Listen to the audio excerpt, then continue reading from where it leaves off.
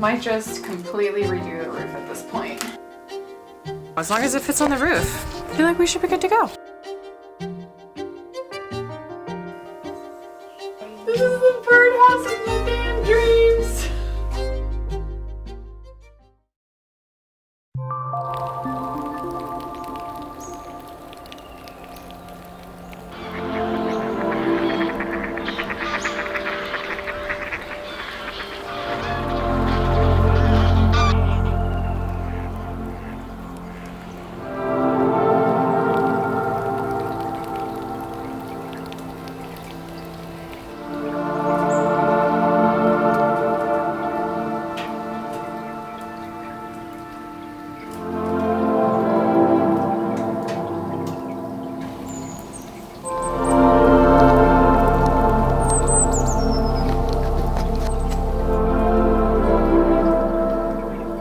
We woke up to a winter wonderland this morning. It has been bitterly cold here in Germany. We are out walking around and I am kind of looking for birds in the trees. All of them are still quite cold. It is really harsh on the local wildlife in winter, especially on birds. When there is so much icy ground, it's hard for them to find food to eat. So this week it is my personal goal to feed all the hungry mouths in the neighborhood, and I have a few ideas for how we're going to do that.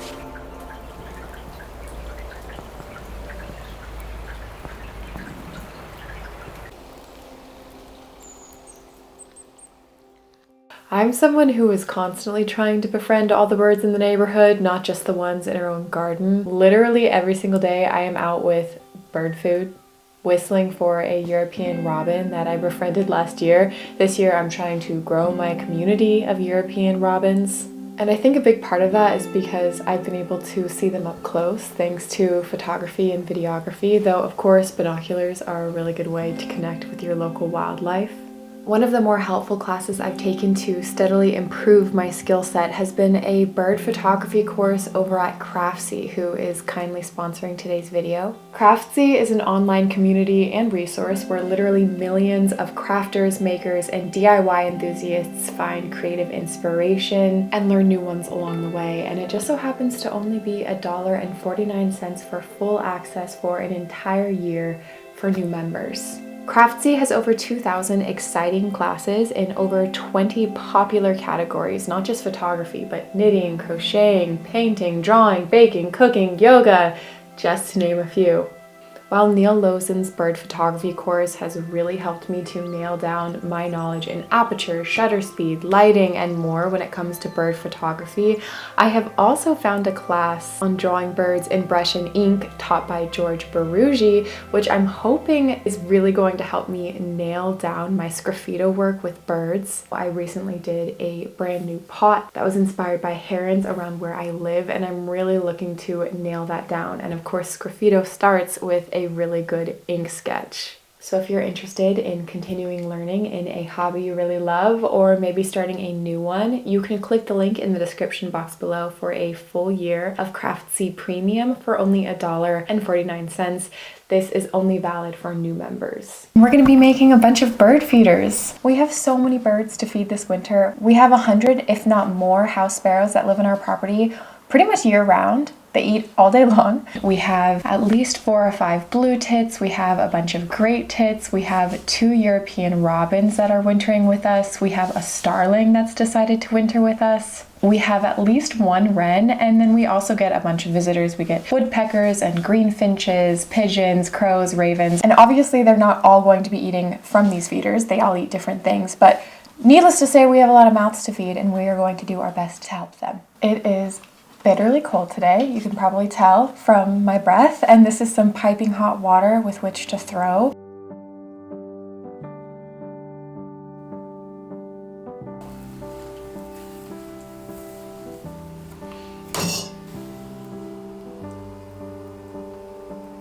Songbird populations across Europe have been in decline for years. Right now, about 43% of Germany's regular breeding songbird species are considered endangered by the IUCN. Another 8% are still technically common, like the house sparrows and starlings I mentioned, but even their decline is startling. Since the 1980s alone, between 50 and 60% of house sparrow mating pairs have disappeared. There are a lot of people who are hard at work to improve populations of these breeding pairs, and there have been some successes, notably the common kingfisher that is a beloved species here in Germany.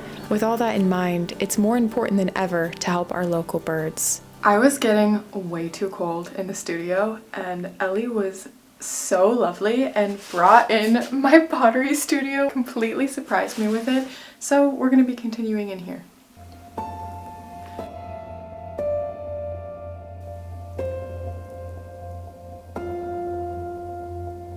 There are so many ways to make your own bird feeders that are frankly a whole lot easier and quicker than making them out of ceramic, if that's not something you're interested in or have access to. I've seen them made with jars or teacups tied up with twine, with hollowed out orange peels cut in half, skewered with cinnamon sticks as a little perch. This is the birdhouse of my damn dreams! Impressive sculptures of sticks tied together into spheres with twine, with moss laid in the center as a bowl for the food. And if none of that is of interest, a dozen more ways you can find online, but of course you can always pick one up at the store too. We ended up with 5 houses in total, and 2 of them have roofs. Here I'm throwing one of them, the fancier of the 2. I ended up hollowing out the bottom and then making a sort of flower that you guys will see as we continue along in the story. And the other one, Ellie actually hand-built for us off camera.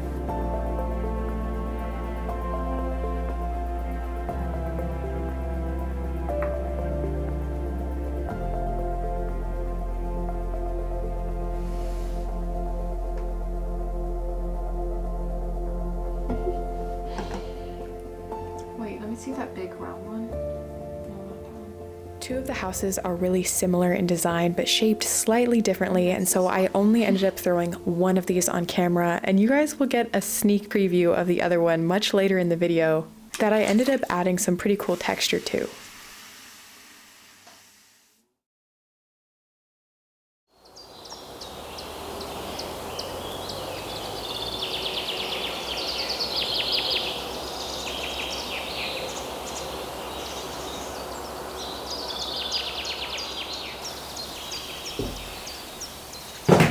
This is going to be interesting. It is the next day. It is even chillier today than it was yesterday somehow, and I am just moving further and further into our house. I now have my pottery wheel set up in my office. I plan on getting a plastic mat in here so I can start throwing in here because I think it's just too cold in the garage during winter. Ellie ended up making a few birdhouses herself. I kind of wish that I had filmed that process. She hand built them, but we're really excited to add those. So at this point we have a little city going, but I don't want to get ahead of myself. It's time to trim and add all the details to make these actually functional.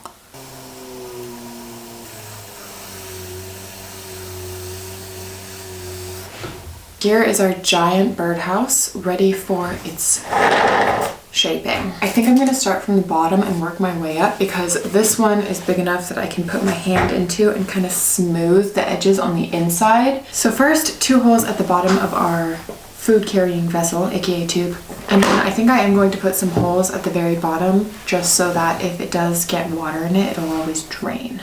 The kind of birds you attract will depend on the kind of food you buy. Some species are vegetarians, like finches, sparrows, and pigeons, but others are mixed eaters or even insectivores, like swifts and swallows, or just opportunists, like crows and ravens. It's important to pay attention to which bird food you buy, since some are cheap mixes that include fillers like wheat, or even have moldy or spoiled seeds in them. Birds should not be fed human food with salt, sugar, or chocolate, and if you're going to feed the ducks in the park, don't feed them bread. Instead, go for corn seed, oats, rice, or birdseed, which are all more healthy for them.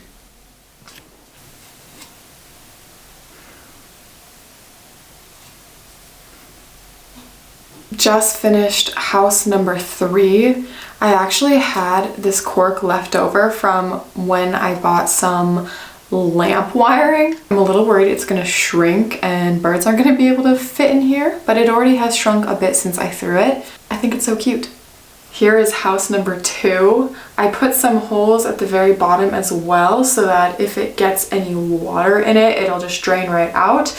It was definitely getting a little bit too dry and it took me a while to carve out these little sections, but I still need to do the roof for this one and I'm thinking of doing something kind of fancy. So this is the roof for this one. Wanting to turn it into even more of a flower. If you guys have been around for a while, you'll know I made a bunch of fairy houses and I made similar roofs for those houses. So we're gonna make this one a little whimsical. We'll see how it goes.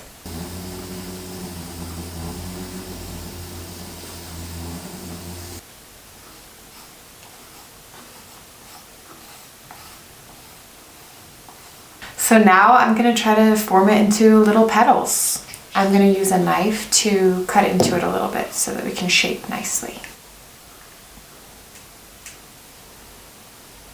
All of those ceramic bird feeders are in the kiln right now candling, which essentially means taking out any remaining water that's in them because they have been drying for a few days now. And while we're waiting for them to finish and then get fired in the kiln, I also have a few bird feeders that came with our house that I want to fix. They're pretty much falling apart. We used them for a while, but they have always been really, really difficult to clean. So I'm kind of hoping I can change the system to make them a little bit easier. The thing about bird feeders, especially when you have a bunch of birds visiting them, is that you can really easily transfer diseases between different birds, and so it's really, really important that bird feeders are cleaned often. So I think what I'm going to do is take all of this stuff off, try to remove all the gunky bits, and then we'll see what we're left with.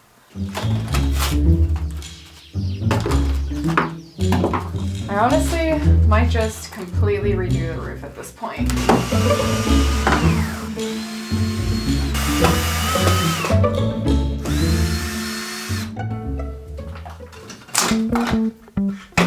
These adorable walls are really why I want to salvage this. I just think those are so cute and well made as well. Born over a fault line, bad teeth and worse habits, high heels in a trailer. If you want it, you should have it. Cracking like a glacier. Any semblance of restraint.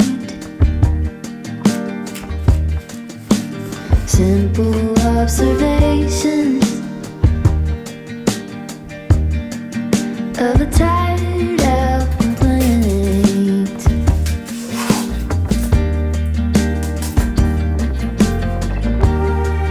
I get in my own way. I get in my own way. I get in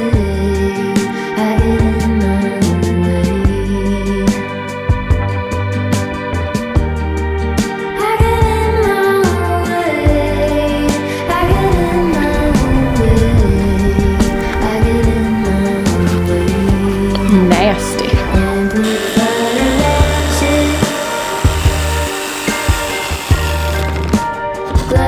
One down, 5 to go. I didn't really care too much if these were exactly perfect. As long as it fits on the roof, I feel like we should be good to go. For the sound of the fan. Underneath the bleachers, on the fringes. I just finished up the bird feeder and I think that all of our pots are ready to be glazed. So I think I'm gonna put everything together for a final reveal tomorrow where hopefully we get a little bit of sunshine, I don't know. But for now I need to get to glazing. It's looking so good. I recently picked up a whole new set of glazes that I'm ridiculously excited to try out on these bird feeders. And while editing this video, I realized that while I showed you guys trimming for birdhouses 2 and 3, I somehow skipped right over the first one I threw in this video. It's essentially a smaller version of our large slow feeder with the flowered lid, but I glazed the two of them pretty differently. That said, I kept the glazing pretty simple this time around, just a few combinations I've already tested, and I can't wait to see how our little garden birds react to them in the final reveal. The whole family is here to see this kiln reveal, Eliza included. Oh, wow. Oh my gosh. Wow, the roof. House number 1. Oh my god, the glaze. Our biggest feeder. Obviously, we'll show you guys these with better light. The glaze is so pretty. I love how it turns to gold. And blue.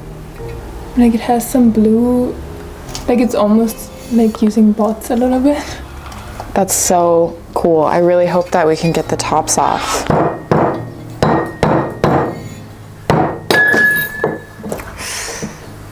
Oh, that was fine. Okay, that's okay. That's all right. Here's my egg. I love that glaze. It's such a cute little one. Don't lick it. She likes it. That's good. Thank you, Lizzie. Made a bright red one. It actually didn't shrink as much as I thought it was going to. I thought that it was That's gonna. true. Like they're definitely going to fit in there. At least a blue tit. Oh my god, that's so pretty. Looks like a dragon's egg. It does look like a dragon. We made a bunch of eggs for the birds to feed in. That's so cute. But the glaze is so pretty. I want a mug like that. I'm so And also excited to the see texture. when the dowel goes through. Yeah. Wow, Okay. they're all so beautiful. And the last one, also the roof is sticking. Oh my gosh. It makes me want to switch the lids because this lid is for the other one. Yay! We got one lid to come off. Cool. That was actually really easy. Yeah. And it didn't damage it. Oh my gosh. Wow, the glaze is so cool. The flower turned out so Flower pretty. glaze is like the lavender mist. And it hangs by the flower. Oh my gosh. Look at these things. I'm so excited. Okay, we need to take these inside, wire them up, and put them up before all of our garden birds wake up. I think that they're already awake, but we'll just go for it.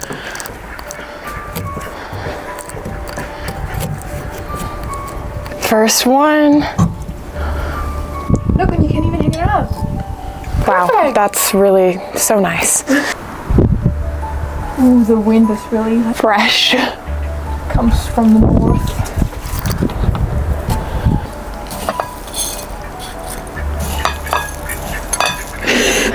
They're gonna be so fat.